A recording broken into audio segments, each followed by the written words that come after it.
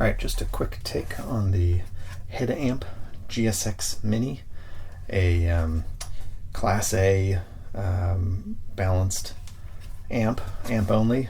This thing is, I believe, designed at least in America, and I'm sure many of the parts are sourced outside the US, but I think some, if not all, of the assembly is done. Don't quote me on that in the States. But yeah, this guy, HeadAmp, I guess, is an online retailer of a bunch of people's stuff, and they also make a few amps of their own, some pretty affordable, few $100 ones up to this puppy and his bigger brother, which has, I guess, a separate dedicated power supply outside of the main chassis, which is the non-mini version, the GS-X regular. And these guys are in the $1,800 and up price class, and then they make some big electrostat stuff that's way more spendy. This is a solid beast of a thing, all nice heavy metal. I'm guessing that's powder coated. It feels really great. Just the build is solid. It's very sturdy. It's a balanced amp, as I mentioned, so you've got XLR balanced in as well as single-ended, and then out you can run it as a little preamp if you wanted to pass the signal on through. If you're say going from your DAC to this and then this onto your speaker system or whatnot, and this was your headphone stopover.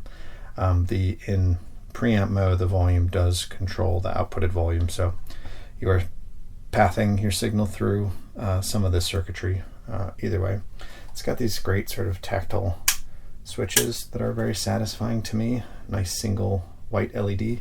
The volume knob, I guess there's two options. You can, this is the standard one. There's also a, I can't think of the name right now, but basically a little resistory laddery one, so you reduce the chance of getting noise in the signal or whatnot. I don't know. This thing's got a very black background as it is in my mind, so I don't know if I'd spend that extra $200-300, but that's me. I found this thing to be a really solid performer. It's got, I think it was rated at maybe up to 4 watts, if I'm remembering correctly. It feels so much more powerful than that. It feels like probably the most powerful amp I've had on my desk. The package size is really nice for its size and its Class A-ness and its power. I think the sound for me is definitely in my profile. It's pretty warm. It's really thick. It's a really rich sound. It's almost a little heavy. So like the Mesomperians headphones I have that kind of have a warmth to them and a sort of bass tendency already, maybe got a little pushed too much in that direction. It almost has a little bit of a tube vibe. I was kind of going back and forth between my tube amp and this, and it's more similar to that in some ways than some of the other more technical solid state amps I've owned and listened to. I think it's a little more closed in, maybe. It's not quite as spacious as I'd like it to be at this price point. Like I said, it's really rich and natural sounding, and the bass is incredible.